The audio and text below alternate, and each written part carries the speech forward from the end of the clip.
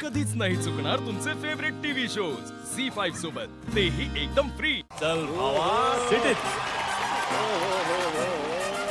इथे गावात सिटी नाही, सिटीत गाव गाजतंय. आता कसं वाटतंय? तांबडा पांढरा खाणाऱ्याला फास्ट फूड कुठे बसते, नदीत उड्या मारणार वाटप मधून वाहते.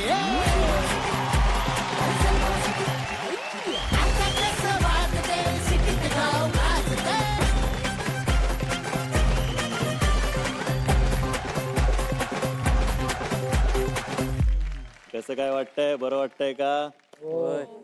झोप बीप झाली का सगळ्यांची शांतपणे? नाही झालेली. त्याच्या आधी आपलं एक काहीतरी फार मोठ्या घडामोडी झाल्या होत्या आपल्या घरामध्ये. काही गेम खेळायचं म्हटलं की थोडंफार आर्ग्युमेंट्स होत राहतात. आपल्यामध्ये घराघरामध्ये गोष्टी जेव्हा घडतात तेव्हा गोष्ट वेगळी असते. पण कोणी पाहुणे येतं तेव्हा मला वाटतं आपण एक प्रकारची शिस्त जरा पाळली पाहिजे, है ना?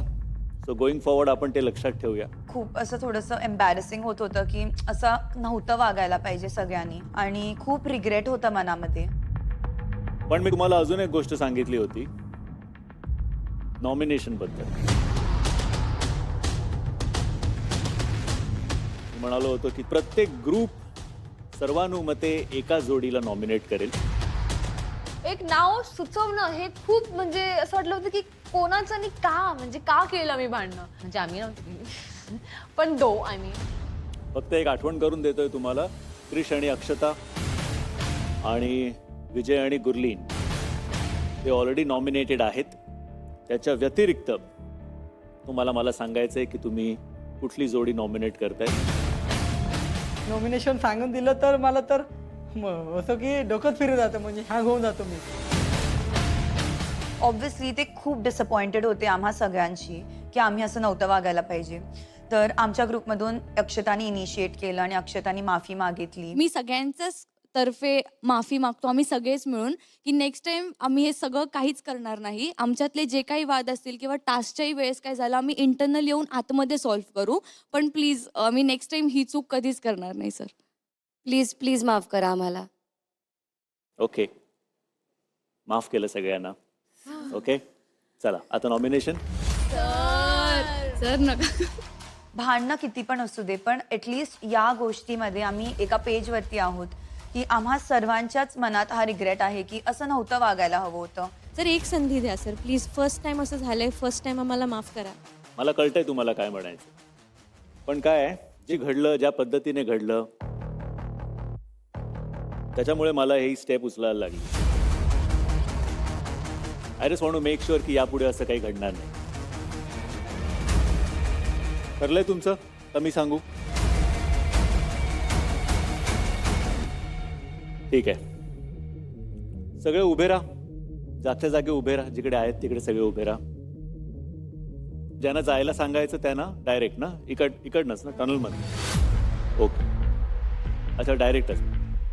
ओके ओके ठीक आहे. Ready ready? हां चला, कान पकडा सगळ्यांनी आणि हे करा, उठा बशा काढा. 1. सजा कोणती बी दिली असते ते करायला तयार होतो मी, कारण चुकीच केली ती एवढी मोठी. भांडण करून तरी काय भेटलं? भांडणं काहीच नाही. 2, 3. उठ्या बशा काढायला सांगितलं तेव्हा राग नाही आला मला, कारण की तेच आमचं अपॉर्च्युनिटी होती सॉरी म्हणायची. 4, 5. आता सगळे एकत्र बोला. आमच्याकडनं चूक झाली, आम्ही परत असं कधीही करणार नाही. यावेळी माफ करतोय. सूर्यदादा म्हणले नॉमिनेशन कॅन्सल. मग लगेच जरा जीवात जीव आला. त्या भांडणानंतर आम्ही हे रिअलाइज केलं की आम्हाला पुढे असं कधीच नाही करायला पाहिजे. आमची सगळ्यांची चुकी होती आणि श्रेयस सरांनी जे आम्हाला पनिशमेंट दिली ती एकदम बरोबर होती आणि आम्ही सगळ्यांनी ते एक्सेप्ट केली. आता कसं वाटतंय? सिटीत गाव गाजतंय, रॅपच्या तालावर मुंबई मॅनचं नाचतंय. सिटी सुंदरी संगे गावरान ब्रो, इथे येऊन झालेत सगळे प्रो. यो ब्रो. ओके, तुम्ही विचार करत असाल की आज असं रॅप का करतोय? कारण आजचा वीकेंड माटास रंगणार आहे रॅप बॅटलने. रॅप केवळ मनोरंजनाची शैली नसून समाजातील वास्तव मांडणारं माध्यम आहे. असं म्हणतात की रॅपची सुरुवात ही आदिवासी संस्कृतीपासून झाली, त्यामुळे त्यावर लोकसंस्कृतीचा प्रभावही आहे. आपल्या मनातली गोष्ट काव्यातून मांडण्याचा हा प्रकार. सो आजचा टास्क म्हणजेच या जोड्यांमध्ये होणार आहे रॅप बॅटल. गावरान ब्रो आणि सिटी सुंदरी इथे जोडीने रॅप सादर करतील आणि आपली गोष्ट या जगासमोर मांडतील. ज्या जोडीचा परफॉर्मन्स सगळ्यात बहारदार होईल ती ठरेल आजची विजेती जोडी. तर सुरू करूया आजच्या रॅप बॅटलला. पण हा रॅप बॅटल सुरू करण्यापूर्वी आपण पाहूया की मुंबई मॅन्शन मध्ये काल नेमकं काय झालं. जय महाराष्ट्र. राम राम राम राम राम राम.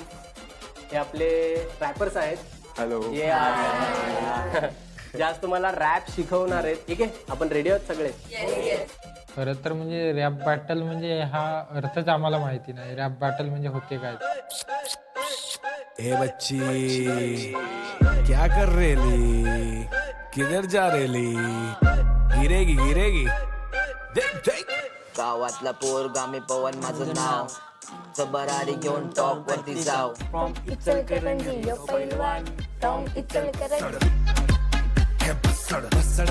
एक काहीतरी कडक लाईन पाहिजे.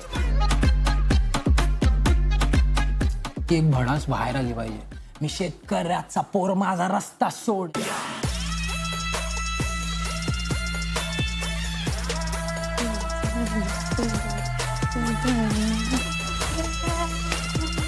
हे असं सगळं करायचं स्टेजवरती. काला फक्त चंदना ही जागायची ओढ. आम्ही गावातले पोरं, आम्ही गावातले पोरं. पोरींचा लडका आहे या दिवाणी.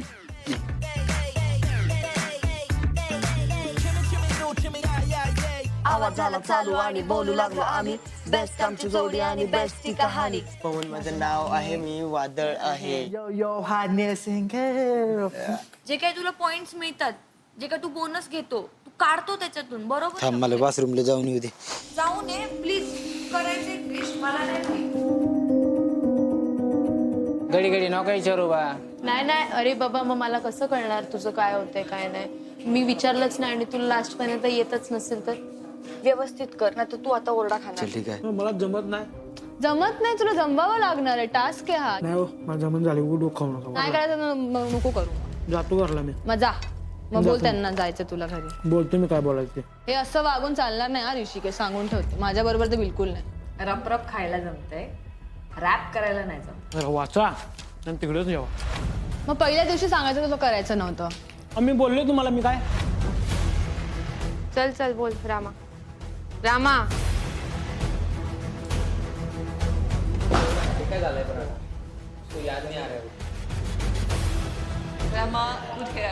पळाला तो चप्पल घेऊन. तो बोलतोय मी घरी जातोय, मी हे करत नाहीये. तर मग मी आता काय करायचं मला नाही माहिती. मी बॅग पॅक करून ठेवते, मी रेडी राहते उद्या घरी जायला. आता काय बोलू.